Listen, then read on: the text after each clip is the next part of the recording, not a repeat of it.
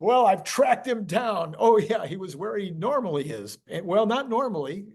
You're not globe-trotting this month, Larry. You're just. I'm not, but I am planning to go to the launch of IFT5, the next Starship launch. Oh yes.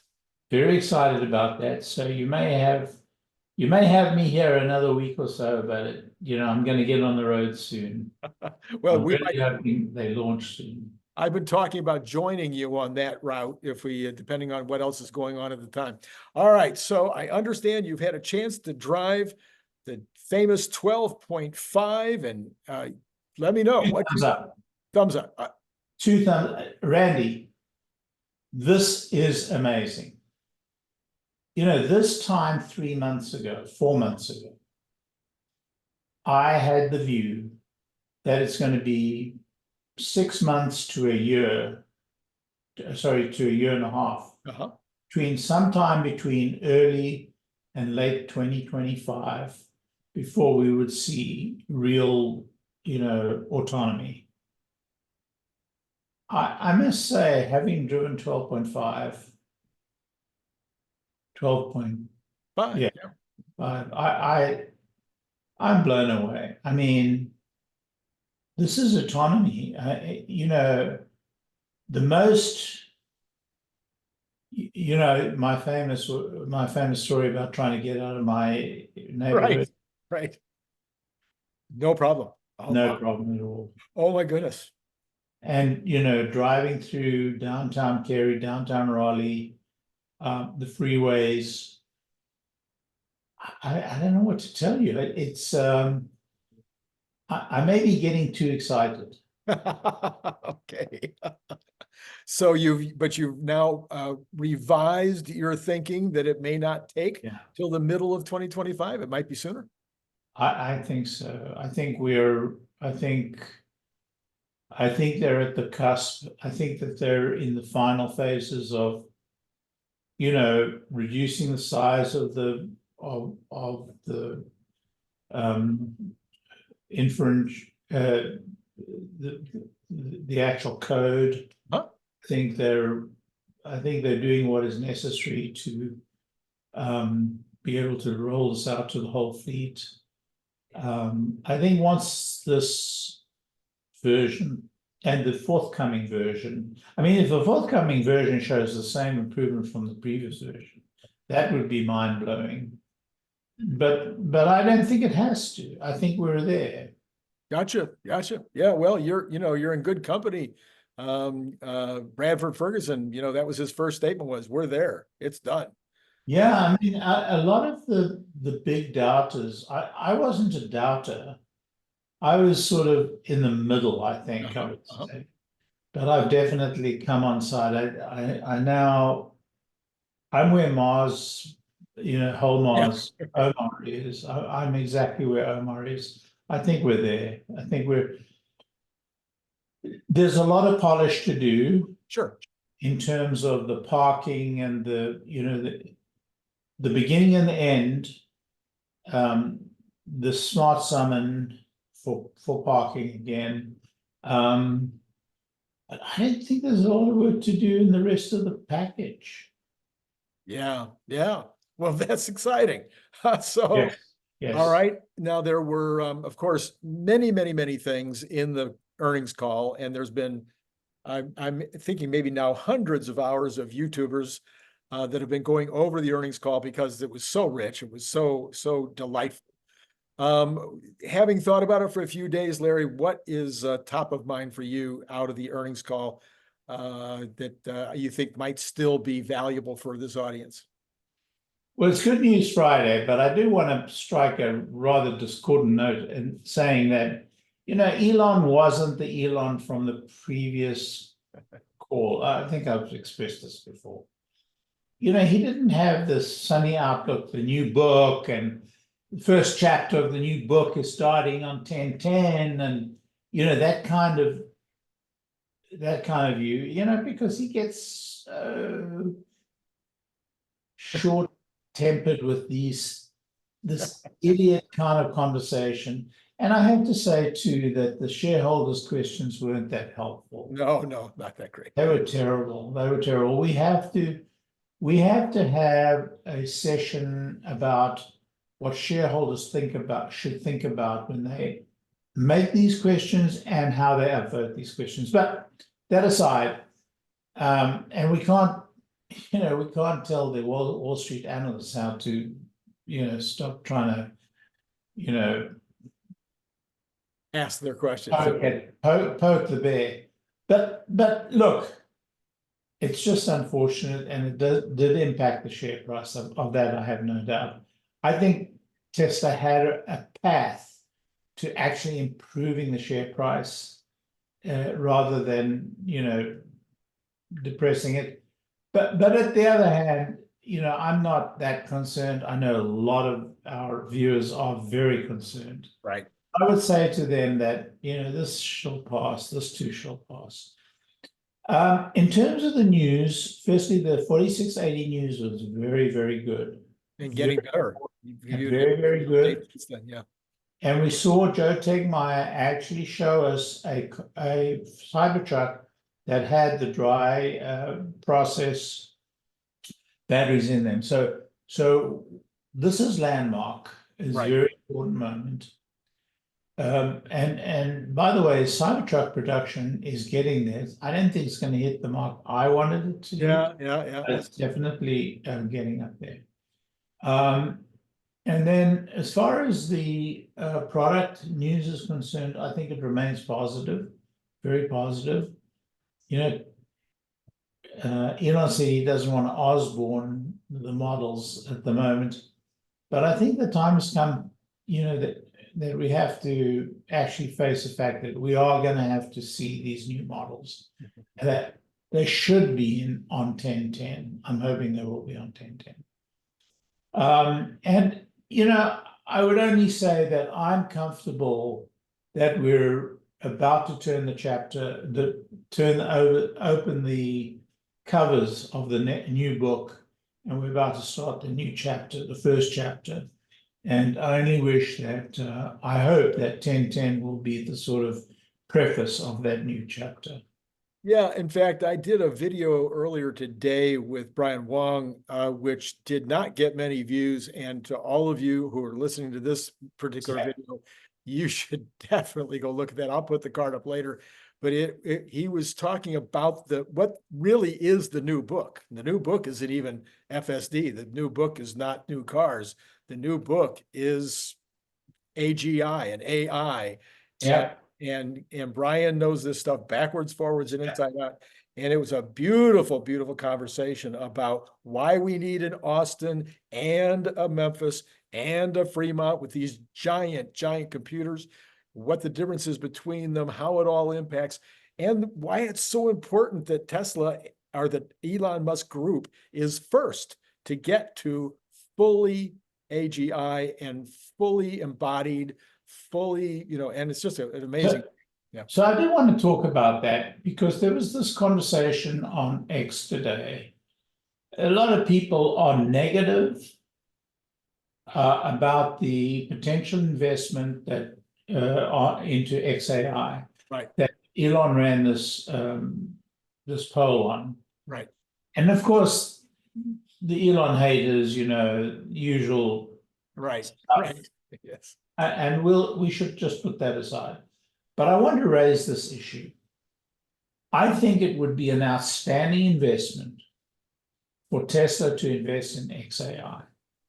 And what underlies this decision is the fact that XAI would make an excellent investment, completely removed from the other motivations, would be an excellent investment for Tesla. But what makes it so important is that it would enable Tesla to have a direct input and to receive the benefits of, a global understanding, a global, what is called general AI in implementing what they have to implement with the bot and implementing what they have to implement ultimately with robotaxis. Because robotaxi is going to have the ability to converse with their passengers. Very important ability. Very important. I mean, not to pass the time of day or to talk about the weekend, but definitely to discuss what the passengers' requirements are for the ride, you know, what they're expecting and whether they want to be picked up later and all of those things. Now, those are the critical ones. I believe the passing the time of day is the most fun part. No doubt about it, to have this conversation and to be able to query and, you know, what is that? You know, and maybe have XAI give them a tour of, you know, we were in Charleston, we took a Uber.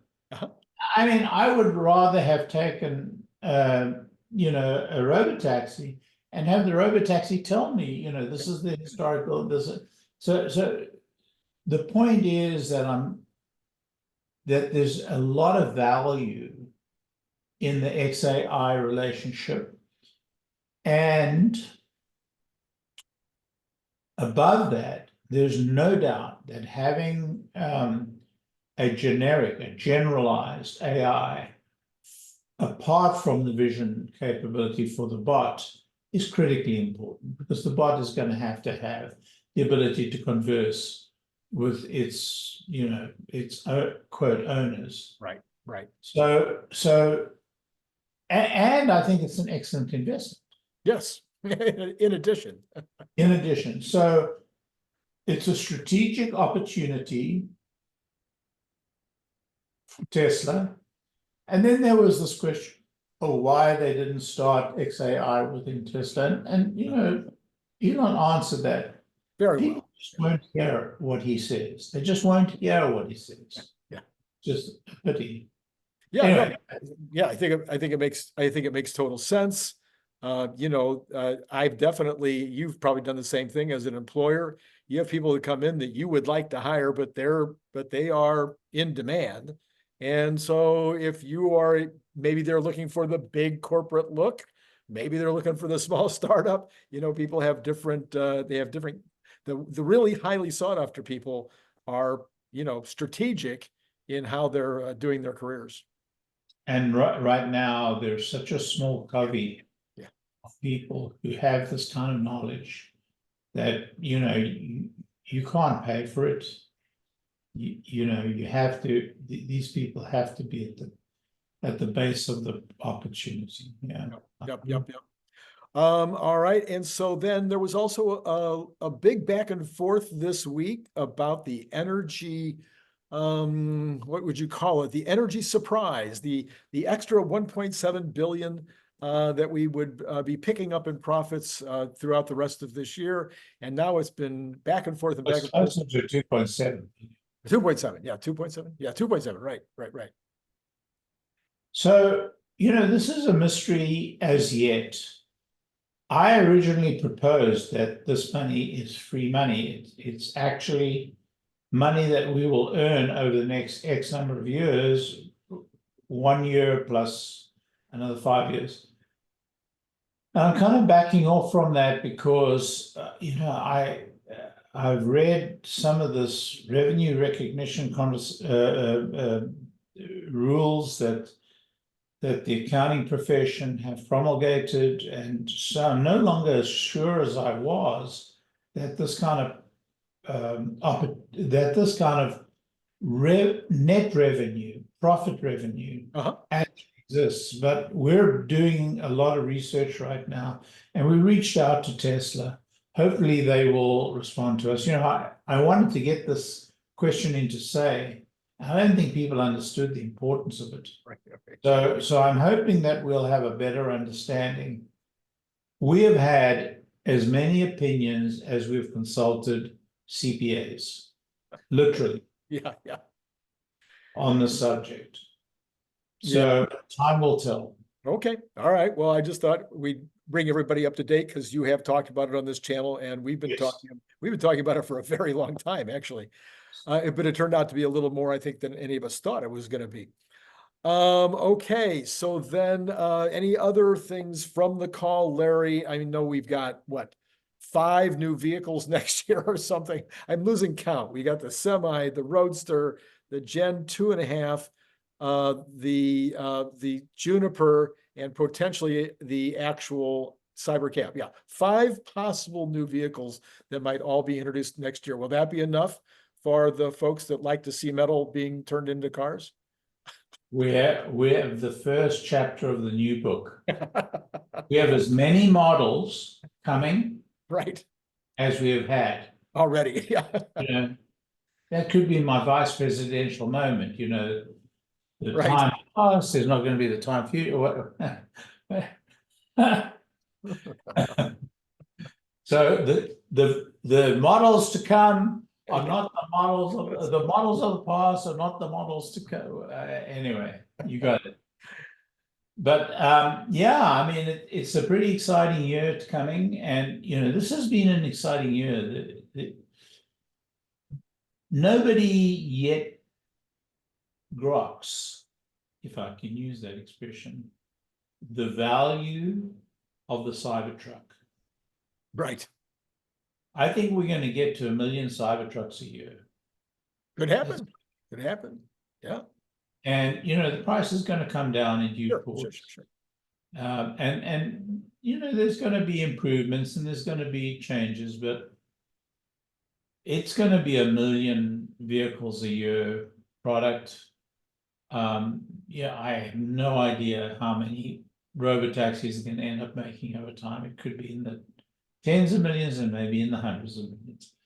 And we're going to see the new, you know, the new Y. We're going to see, you know, hopefully the Roadster, although, you know, that's going to be a very small revenue model. So yeah, this is the first chapter of the new book. And above all, we're going to see the Robotaxi. Right, exactly. And the Robotaxi network, that's the key. Yeah, okay. So I think that's, I mean, there's so much on Tesla right now, I can't even keep it all in my head.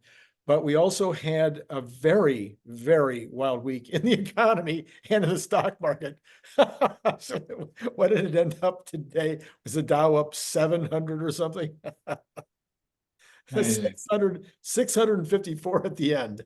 Talk about rotation. No kidding. Up 164 and the NASDAQ up a full point. S&P also over a point, 1.11. That's just, and after, you know, down yesterday, up the day before. I mean, holy, for those who like to play the swings, they should have had a good week or a really bad one. Yeah. I mean, it depends on which end of the sharp, which sharp end you were at the end of. Exactly. Yeah. So the PCE came in, I would call it bland. I would call it perfect. I would call it okay, perfect. No, perfect in the sense that it's exactly where the Federal Reserve would want it to be. Okay. Seriously. Okay. Yeah, so that's what the market thought too, apparently, because because that's why it went crazy. There is a number in there, Larry, that I think is part of what you and I've been talking about though for a long time that probably not many people paid attention to, which is savings at 3.45%. Yeah. This is historically very low. And when people aren't saving money, well, there's two schools of thought. So on the one school of thought, when people aren't saving the money, it's because they can't, because they're unable to put any money aside right now because their bills are grabbing them. The other one, people have said in the past, is people start to save money when they're worried about they're going to lose their job. But I think it's the first. Pretty sure that's what's going on. Yeah. And that's what the unemployment would tell us, because unemployment is really, the real unemployment is pretty serious right now. Yeah. Temporary job. If you have a temporary job, you're not comfortable. Or 2 part-time jobs is not good. 2 part-time jobs, right? Yeah. So the other thing, though, of course, I've been saying all this week that I believe that the recession started in at least June, might have started in May, but definitely started, well, not definitely, but I believe it started in June. We got UPS showing terrible numbers. Yeah. Housing, horrific numbers, really bad numbers. That can't 100% be explained away by the good last winter, the good, the good sales of last winter. We had copper down. We've got oil dropping like a rock, another 1.5 today. When you have copper down and gold up, that is not a good indicator. Yeah. That is a really negative indicator. Right. And so that's my call is still that recession has started. Third quarter will definitely be negative GDP in my opinion. I think the second quarter will probably be revised down. Yeah. I think that's crazy. I think that's a crazy number. Based on just the other stats, there's no manufacturing going on. There's no house building going on. Where is the GDP coming from except from government? Local government hiring was off through the roof. Yeah. Government hiring was high. Yeah. That's not sustainable. Yeah, no question, no question. So if we are in a recession, and by the way, did you see the Ford and the GM reports coming in? And Mercedes and Porsche and Honda and Honda. Toyota. Yeah, I mean, really bad.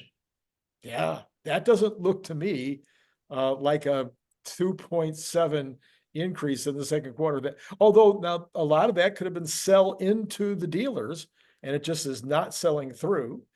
But that wouldn't hit the automakers other than you mean from previous week? Then that's like what? Yeah. But that that's classic. The OEMs don't reflect the current state; they reflect prior quarter state and the quarter even before that. Right. And now the chips come, the chips fall on the table, and we see what was really in their hand, and it was garbage. Yeah. So I'm trying to find a part of the economy, even transportation, the American Airlines, Delta, Southwest, all horrible reports. And I will tell you that I get a lot of insight into what's happening in IT. Okay. Right now, that's not great. Not great. Okay. No, it is not great. Well, there were in the durable goods report the other day, one of the things that would, again, I think would be not noticed by a lot of people was that the capital goods expenditures were down and heavily down, not even a little down. They were a lot down. Yeah. And I could have told you that without looking at the numbers because of IT numbers. I mean, when IT goes down, it reflects the fact that capital expenditure is going down because what's happening? The C-suite is saying, stop. Close the checkbooks. Yeah. Do you think there's any part of that is an Osborne effect also, where the AG parts of it are starting to come into view and people are going, let's not invest a bunch of money in the current kinds of productivity stuff because the new productivity stuff is going to be so much better? It's possible. I was talking to a CEO of a company in which I have many years of relationship with him, and I've invested in his new startup. And, he's in financial services, mostly in the major banks, in the nameplate banks.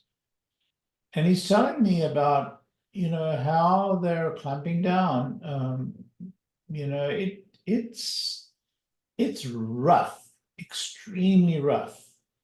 So I think it's happened already at that level, and so it's just filtering down the whole ecosystem. Yeah. So if you don't have the consumer, if the consumers run out of money, and if the CEOs are seeing that, then the first thing they're going to do is stop the capital spending. Then the next people to go is the marketing people. Yeah. And the snowball keeps rolling. until the snowball reaches the ground, the bottom, and then, we start the whole process of rolling it up again. Right. Sisyphusian. Yeah, exactly. Yeah. So, okay, so that sounds very, very dire and very sad, Larry. But of course, I've said before, I think you've said before, maybe I can get you to say it again. Recessions are not bad things. They are bad in the moment, but you got to have that operation from time to time in order to get on with get on with your life after the illness or the cancer. My favorite statement is, the good thing about recessions is normally they're short. Yes. In 1973, that wasn't so sure, and by the 80s, that was really bad. We had some very long recessions, but in general, recessions were short. Even in 1930, it was relatively short. And then they made 1933 wasn't as short. Yeah, right. Yeah. So I think, and 37, but I think, there's a lot of problems around this recession, and that is the scope and size of government debt. We've never been in this situation before. We've seen what's happened to Japan, so we don't know where we are. And then globally, it's a very difficult situation. So every recession is different. We just don't know. I just thought of something interesting, Larry. I have we have all these canaries in the coal mine, and I have another canary in the coal mine. When I had my factory, pretty much everybody in the factory itself were Hispanic Americans, and they were all recent arrivals. Almost all of them were legal. I found out from time to time that somebody I thought was legal wasn't. But, so I had 80 folks back there, and they all still had very tight relationships back home. And one of my guys one day, the one who was the smartest of the entire group, really did well in life, he said, Randy, he says, you want to know how the economy is doing? Find out which way the people are coming. They're the first to know that there's no jobs, and they don't come. And they're the first to find out that they can't get a job, and they go back. And he says, so it's very easy to see that flow. Well, guess what? Right now, Kamala is taking, I never know how to pronounce her name. She's taking credit for the fact that the border is, that we have fewer people crossing right now. But maybe the reason we have fewer people crossing right now is because the word is out. Or they're just scared of Kamala, what she'll do. I mean, anyway, that's been fun. It has been. All right. So Tesla basically went nowhere today, went down, went up. It was red, it was green, and it ended up flat for the day as the rest of the market went quite high. And we're on the path now to 1010. And, I think we're going to see a recovery of the stock towards 1010. And then everything depends on what we see in 1010. Absolutely. Yeah, that's good. That is definitely going to be one of those days.